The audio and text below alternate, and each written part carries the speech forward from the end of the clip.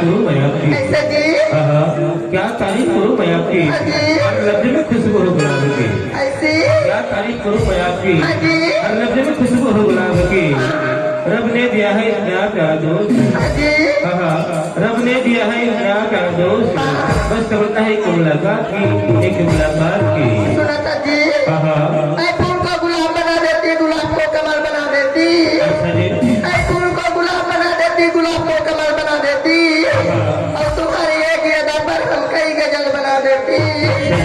ऐ मिस्टर जी तुम हम पे मरते नहीं, वरने इस गाँव में ताजमहल बना देते।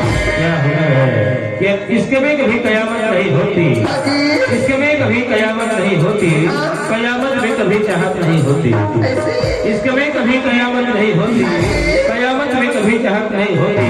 मुझसे बच के रहना मेरे जाने वाली, मुझसे बच के रहना मेरे जाने वाली। मोहब्बत में कभी जमानत नहीं होती, जमानत नहीं होती। बाकी है अच्छा जी।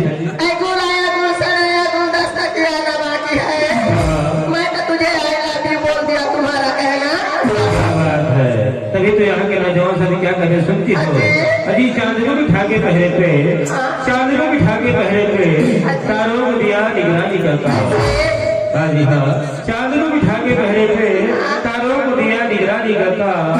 एक रात सुहानी आपके लिए, अजी हाँ, एक रात सुहानी आपके लिए, बस एक मुस्कुराहट ये सलहे जोड़ा वालों के नाम, सलहे जोड़ा वालों के नाम।